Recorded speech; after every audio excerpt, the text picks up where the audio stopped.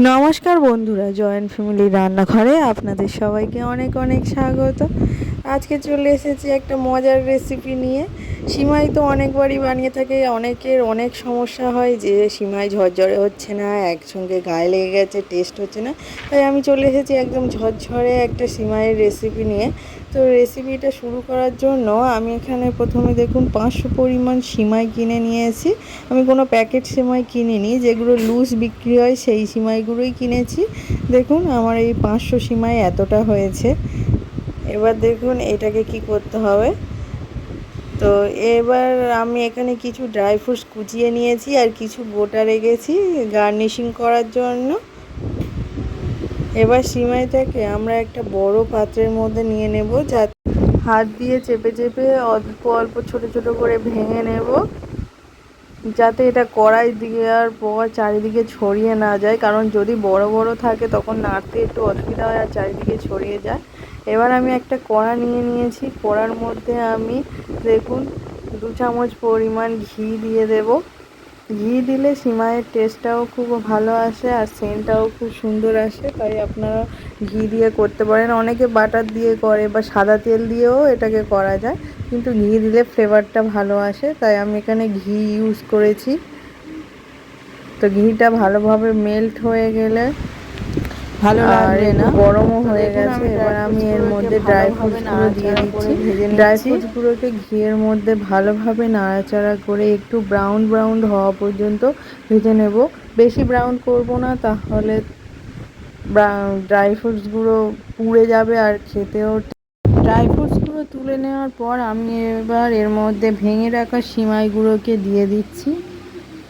দেখুন এইভাবে দিয়ে ভালোভাবে ঘিয়ের সঙ্গে নাড়াচাড়া করে নেব। আমি খুন্তির সাহায্যে আরেকটু পরিমাণ ভেঙে নিচ্ছি, যাতে নাড়ার সুবিধা হয় সেই জন্য। এবার এটাকে খুন্তির সাহায্যে ভালোভাবে নাড়াচাড়া করে একটু ভেজে নেব।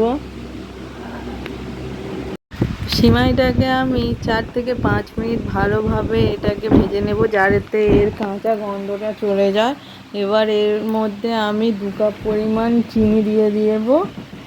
আপনারা আপনাদের টেস্ট অনুযায়ী চিনি দেবেন। আমি খুব বেশি চিনি খেতে পছন্দ করি না, সেই জন্য খুব অল্প পরিমাণ চিনি দিয়েছি, কিন্তু 2 কাপ চিনিতে মোটামুটি ভালোই মিষ্টি হয়। আপনাদের যদি আরেকটু বেশি মিষ্টির প্রয়োজন হয় তাহলে আরেকটু বেশি মিষ্টি দেবেন এর মধ্যে। দিয়ে চিনিটাকে গলে যাওয়া পর্যন্ত এর মধ্যে ভালোভাবে নাড়াচাড়া করে নেব। হিট সবসময় কিন্তু লো টু মিডিয়ামে রাখতে হবে। বেশি হিট দিলে সিমাইটা নিচ থেকে ঝরে যাওয়ার চান্স থাকে, সেই জন্য খুব সবসময় লো টু মিডিয়াম হিটে আমরা রান্নাটা করব। আর চিনিটা যতক্ষণ না মেল্ট হয়ে যায় ততক্ষণ আমাদেরকে নাড়াচাড়া করতে হবে। এই আপনারা চাইলে জলের সঙ্গে চিনিটাকে মিশিয়ে অন্য কোনো পাত্রে গরম জল করে একবার ঢালতেও পারেন। আমি তো এইভাবেই করি, এই রকম করলে টেস্টটা খুব সুন্দর আসে। আস্তে আস্তে সিমাইটাও হালকা নরম হয়ে আসতে থাকে। তো এইভাবেও করতে পারেন বা জলের সঙ্গে চিনিটা মিশিয়েও করতে পারেন। তো এবার আমরা এর মধ্যে 1 প্যাকেট পরিমাণ দুধ দিয়ে দিয়েছি, গুঁড়ো দুধ, যেগুলো 10 টাকার প্যাকেটের গুঁড়ো দুধ হয়, আমি ওই দুধই দিয়েছি এর মধ্যে। এতে এর টেস্টটা খুব সুন্দর আসে আর একদম মুখে দিলে যেন এর টেস্টটা লেগেই থাকবে, এইরকম হয়। এটা অবশ্যই আপনারা দেবেন গুঁড়ো দুধটা।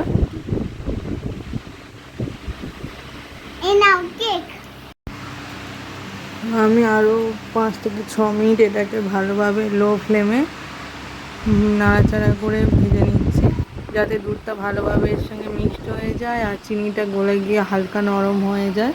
সেই জন্য দেখুন আমাদের সিমাই কিন্তু অনেকটা চিনির জন্য নরম হয়ে হয়ে এসেছে। এবার আমি এর মধ্যে 1.5 গ্লাস পরিমাণ জল দিয়ে দিয়েছি। দেখুন জল দেওয়ার পর এটাকে ঢাকা দিয়ে 3 থেকে 4 মিনিট আমরা মিডিয়াম ফ্লেমে রান্না করব, তাহলে এটা অনেকটা নরম হয়ে যাবে। তারপর ঢাকনা খোলার পর এইভাবে নাড়াচাড়া করে দেব, যাতে নিচের গুঁড়ো বেশি সিদ্ধ আর উপরের গুঁড়ো সিদ্ধ কম এরকম না হয়, যাতে ভালোভাবে সব সিমাইগুলো সিদ্ধ হয়ে যায়। সেই জন্য ভালোভাবে নাড়াচাড়া করে দিতে হবে। এইভাবে সিমাইটা কিন্তু গরম গরম খেতেও ভালো লাগে, আবার ঠান্ডা ঠান্ডা খেতেও ভালো লাগে। তো যেহেতু কোনো অনুষ্ঠানের দিন অনেক রকম আইটেম বানাতে হয়, তাই তার আগের দিন আপনারা বানিয়ে এটাকে ফ্রিজে রেখে দিতে পারেন।